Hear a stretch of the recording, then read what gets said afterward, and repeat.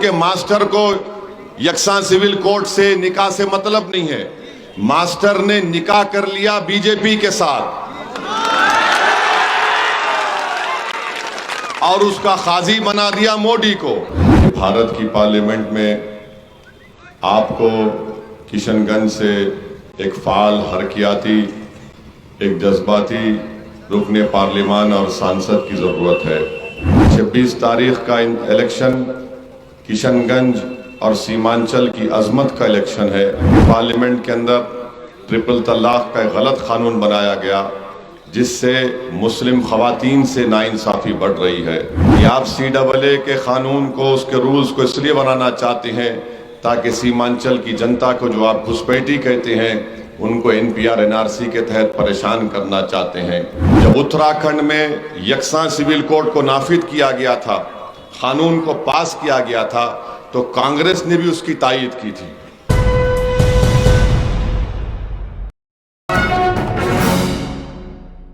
आप जानते हैं कि 26 तारीख को मतदान का दिन है, हक़ राय दही का दिन है और आज शाम में 5 बजे तमाम इंतखाबी मुहिम अपने इख्तिताम को पहुंचेगी। मैं सिर्फ आपसे अर्ज़ करने आया हूं कि भारत की पार्लियामेंट में आपको किशनगंज से एक फाल, हरकियाती, एक जज्बाती रुकने पार्लियामान और सांसद की ज़रूरत है, जो ना सिर्फ किशनगंज की जनता की इंसाफ की लड़ाई लड़े, जो ना सिर्फ यहाँ पर विकास करवाए, जो ना सिर्फ यहाँ पर सैलाब में जो महीने लोग कट जाते हैं, जिनका कोई पुरसाने हाल नहीं होता, उस कटाव की ज़मीन को कैसे बचाया जाए, यहाँ के नौजवान जो पलायन करते हैं उनको कैसे यहाँ पर रोज़गार के मौक़े फराहम किए जाएँ। यहाँ पर अस्पतालों की ज़रूरत है, अच्छे स्कूल की ज़रूरत है और फिर सीमांचल की जो इंसाफ की लड़ाई मजलिस इत्तेहादुल मुस्लिमीन 2015 से जब बिहार यहाँ पर आकर अपने सियासी सफ़र का आगाज़ किया तो हमने आपसे वादा किया था कि हम सीमांचल की इंसाफ की लड़ाई लड़ने जा रहे हैं। तो इसलिए मेरी आपसे गुजारिश है कि किशनगंज की जनता के हक़ में ज़रूरी है कि वो जनाब अख्तरुल ईमान साहब को नहीं बल्कि वो अपने आप को कामयाब करें। और आपकी कामयाबी ये होगी कि आप जनाब अख्तरुल ईमान को कामयाब करके सारी किशनगंज और सीमांचल की जनता में एक मुस्बित पैगाम दीजिए। 26 तारीख का इलेक्शन किशनगंज और सीमांचल की अजमत का इलेक्शन है, तो मेरी आपसे गुजारिश है कि आप सीमांचल और किशनगंज के अजमत में इजाफा करिए। दूसरी बात जो मैं आपसे अर्ज़ करना चाह रहा हूँ, हमारे वतन अजीज़ में जो हालात हैं उससे आप वाकिफ़ हैं। पिछले 10 साल में और पिछले 5 साल में बीजेपी की सरकार रही, नरेंद्र मोदी देश के वज़ीर आज़म है। आपने देखा कि पार्लियामेंट के अंदर ट्रिपल तलाक का एक गलत कानून बनाया गया जिससे मुस्लिम खवातीन से नाइंसाफ़ी बढ़ रही है और उस ट्रिपल तलाक की मुखालिफत में 3 मरतबा अगर किसी ने पूरी दलाइल के साथ तकारीर की और उस कानून को हिंदुस्तान के आइन और संविधान के सामने रख कर बताया कि ये कैसे आइन के ख़िलाफ़ भी है और हमारे उसूल और हमारी तहजीब के ख़िलाफ़ है, तो मजलिस इत्तेहादुल मुस्लिमीन ने काम अंजाम दिया। CAA का गलत कानून नरेंद्र मोदी ने लेकर आया जो मज़हब की बुनियाद पर भारत की शहरियत को देता है। मजलिस इत्तेहादुल मुस्लिमीन ने बीजेपी और नरेंद्र मोदी के सामने, उनके 300 MPs के सामने, हमने पार्लियामेंट में खड़े होकर उस बिल को फाड़ दिया और बताया कि ये काला कानून है। और आप जानते हैं कि आज भी बीजेपी यही चाहती है कि CAA के साथ NPR NRC कराया जाए। मैं आपको डराने के लिए नहीं कह रहा हूं, मैंने पार्लियामेंट में भी खड़े होकर कहा था कि आप CAA के कानून को, उसके रूल्स को इसलिए बनाना चाहते हैं ताकि सीमांचल की जनता को, जो आप घुसपैठी कहते हैं, उनको NPR NRC के तहत परेशान करना चाहते हैं। नरेंद्र मोदी पूर्णिया में आए और वही अपनी ज़बान से जुमला दोहराया कि यहाँ पर घुसपैठी हैं। तो याद रखिए मेरी इस बात को कि अगर NPR NRC होगा जो बीजेपी कराना चाहती है, ये सिटीजनशिप के कानून के तहत किया जाएगा।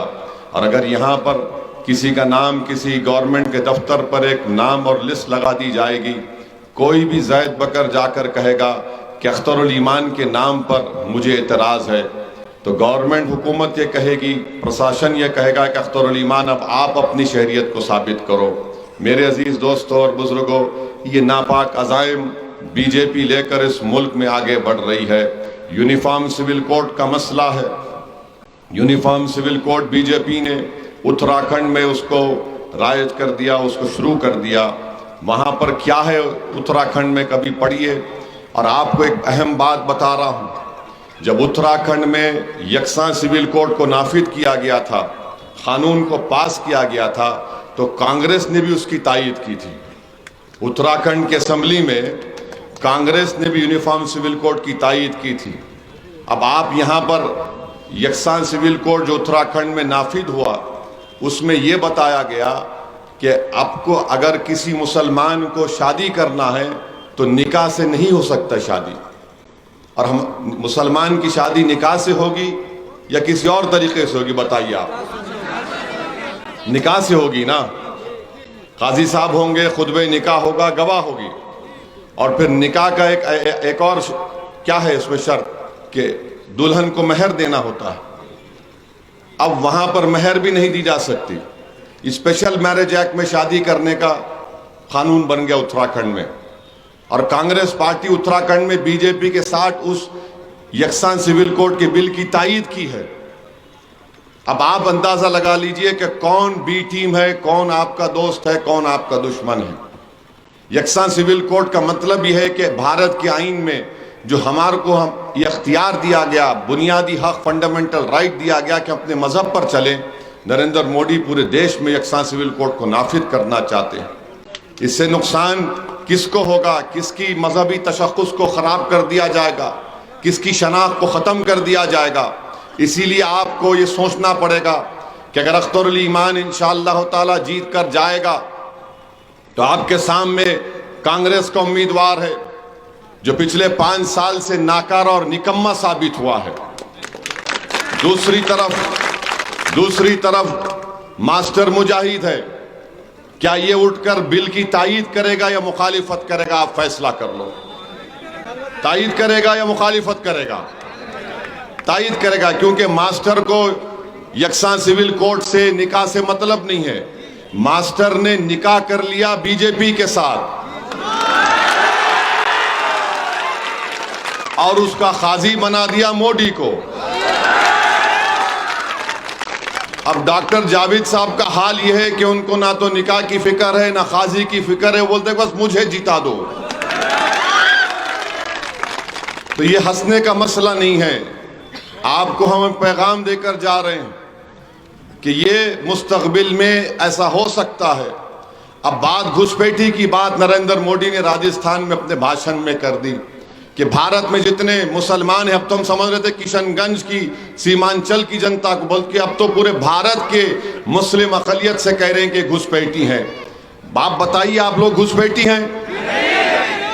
आप लोग घुसपैठी हैं? भाई दीवार पे खड़े हैं, डरने की जरूरत नहीं। आप घुसपैठी हैं क्या? जोर से बोलिए। जब घुसपैठी नहीं है तो फिर आप क्या करेंगे? आप घुसपैठी नहीं है तो आप भारत के नागरिक हैं, शहरी हैं। तो जो लोग आपको घुसपैठी कह रहे हैं, आपको 26 तारीख को अपने बूथ को जाकर आपके पतंग छाप पर बटन दबाने से वो निकम्मे लोग भी दब जाएंगे और जो घुसपैठी कह रहे हैं उनको भी दबा दीजिए जमहूरी तरीके से। और एक बात हमारी याद रखिए, पूर्णिया में तेजस्वी यादव गए थे तेजस्वी यादव। हमको क्या बोलते हैं कि वोट कटवा बोलते हैं, हमको बोलते हैं ना, शर्माइए मत, बोलते हैं। हमको कोई फिक्र नहीं है, हमको जो गाली देना दे दो आप। ये वोट कटवा कहते हैं, बी टीम कहते हैं। तेजस्वी यादव ने अपने भाषण में कह दिया कि अगर आप इंडी अलायंस को वोट नहीं दे सकते तो एनडीए को दे दीजिए। उनका भाषण है ये। आप ये जो क्या है, ये एबीपी का है ना चैनल, ये वाला, इन्होंने चलाया इसको, हमको इनका रिपोर्टर ने बताया। तेजस्वी यादव ने कहा अगर आप हमारे उनका औरत का नाम, महिला का नाम क्या अख्तर भाई, बीमा भारती मोहतरमा को वोट नहीं दे सकते तो बीजेपी के कैंडिडेट को दे दीजिए, उन्होंने यही कहा है। अब आप बताइए कि कौन बी टीम है, फिर आप बताइए कौन बी टीम है। हम समझ रहे थे कि नीतीश तुम्हारे चचा, अब तो मालूम है कि मोदी भी तुम्हारा चचा बन गया। नहीं, बात सही है नहीं है, बताइए। अरे भाई, पप्पू यादव को तुमको हराना है तो हराओ ना, मगर तुम बीजेपी को वोट दे दो कैसा कह सकते।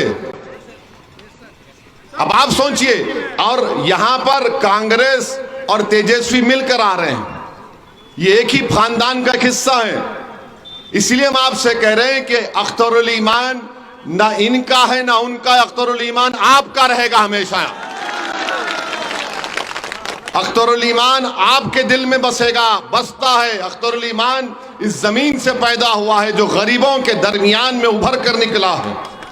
अख्तरुल ईमान की जिंदगी कोई बड़े दौलतमंद घराने में नहीं हुई है, वो गरीबों की तकालीफ को समझता है, वो आपके ख्वाबों को पूरा करना चाहता है, वो आपके आंख से निकलने वाले आंसुओं को अपने आंसू समझता है। तो इसलिए हम आपसे अपील कर रहे हैं कि आप लोग 26 तारीख को ना इनको दीजिए ना उनको दीजिए, अपने आप को कामयाब करिए जो अख्तरुल ईमान है। और डॉक्टर जावेद ये कह रहे हैं कि नहीं नहीं, मुझे कितना भी गाली दे दो वोट मुझे पड़ेगा। डॉक्टर जावेद साहब, इंशाल्लाह आपको ना गाली पड़ेगी ना वोट पड़ेगा, आपके बार अख्तरुल ईमान को वोट पड़ेगा। और डॉक्टर जावेद बार बार ये कहते हैं कि मैंने 5 साल में 1.5 लाख किलोमीटर चला। अरे भाई, कोई इंसान 5 साल में 1.5 लाख किलोमीटर चल सकता है? रोज 100 किलोमीटर चलना पड़ता है 5 साल के लिए। डॉक्टर साहब, आप डॉक्टर हैं, आप तो डॉक्टरी करें कश्मीर में। अगर आप 1.5 लाख किलोमीटर चलते तो कम से कम आप दुबले पतले हो जाते इन बच्चों की तरह, आप तो मोटे ताजे हैं। अच्छा, हरभरी खरभरी जगह का नाम है ना अख्तर भाई? हाँ, खरखरी, वहां पर गए हम लोग 1 साल पहले, हमको बुलाए, वहां की जनता बोले आ जाइए, फोन किया अख्तर भाई को आ जाइए। हम अख्तर भाई ने कहा कि सर आ जाइए। हमने कहा करना क्या? बोले सर नदी में चलना है। हम बोले ये क्या बात है? तो हम चले गए, हम तो सीमांचल के लिए हर काम करने तैयार हैं। चले गए, हमको नदी में चला दिए, 15 मिनट, घुटने बराबर पानी था। खैर हम चले गए। उसका नतीजा ये निकला कि 1 हफ्ते या 8-10 दिन के अंदर तेजस्वी यादव ने अख्तर भाई को असेंबली मिल के बोला कि अख्तरुल ईमान साहब, हम आपका ब्रिज सैंक्शन कर दिया, आप पानी में क्यों उतर गए? अब आप देखिए, 15 मिनट हम और अख्तरुल ईमान नदी में चले तो 10 दिन के अंदर ब्रिज मंजूर हो गया। अगर अख्तरुल ईमान 5 साल सीमांचल चलेगा तो किशनगंज कहां से कहां चला जाएगा, सोचिए आप। तो आपने 5 साल जावेद को दिया, वो उनके चलने नहीं चलने से कुछ फायदा नहीं हुआ आपको।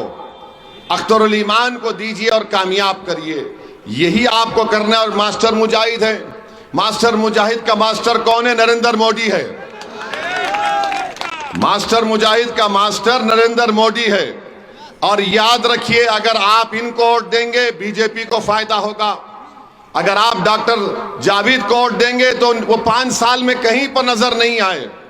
जब यहां पर कोविड हो रहा था, ये वारिस पठान है, उठ खड़िए वारिस साहब, खड़े हो जाइए। ये बंबई के एमएलए थे, इन्होंने सीमांचल की सरजमीन के लोग जो मुंबई में फंसे थे कोविड में, कई ट्रेनों में रक्त डाल के उनको भिजाया यहां पर किशनगंज को। डॉक्टर साहब ने आपको नजर आए कोविड में? जब नजर नहीं आए तो 26 को भी नजर नहीं आना चाहिए आपको। और आपसे अब नरेंद्र मोदी के हम बताना चाह रहे हैं, नरेंद्र मोदी की बात पर खत्म करते हैं। हमारे साथ नारा लगाइए। हम आज सुबह में कुछ लिख कर लाए। हमको बड़ी तकलीफ हो रही थी कि एक देश का प्रधानमंत्री रहकर वो कैसे 17 करोड़ मुसलमानों को घुसपैठी कह सकता है। वो कैसे कह सकता है कि हमारी माँ और बहनें ज्यादा बच्चे पैदा कर रही, जो झूठ है। मुस्लिम खवातीन का फर्टिलिटी रेट गिरा है, ये सब झूठ नरेंद्र मोदी कह रहे हैं। और इन नरेंद्र मोदी की एक ही गारंटी है कि मुसलमानों से नफरत की गारंटी। ये बात याद रख लीजिए। तो हम लिख कर लाए हैं, तो आप लोग जरा हमारे साथ बोलिए, हमारे साथ आपको बोलना पड़ेगा। सुनो मोदी, जोर से बोलिए। सुनो आरएसएस, सुनो भाजपा, हम भारत के मुसलमान हैं, हम घुसपैठिया नहीं हैं। जोर से बोलिए, हम घुसपैठिया नहीं है, हम घुसपैठिया नहीं है, हम अल्लाह की मर्जी से भारतीय हैं, तुम्हारी खैरात से नहीं है। फिर से बोलिए, तुम्हारी खैरात से नहीं है। जब तक जिंदा है सर ऊंचा करके रहेंगे, जब गुजर जाएंगे तो सीना तान कर इस जमीन में दफन हो जाएंगे। तो 26 तारीख को जिंदगी का सबूत देंगे, नहीं देंगे? जिंदगी का सबूत देंगे 26 तारीख को। पतंग छाप पर बटन दबेगा, सीमांचल की किस्मत बदलेगी। अस्सलाम वालेकुम व रहमतुल्लाहि व बरकातहू।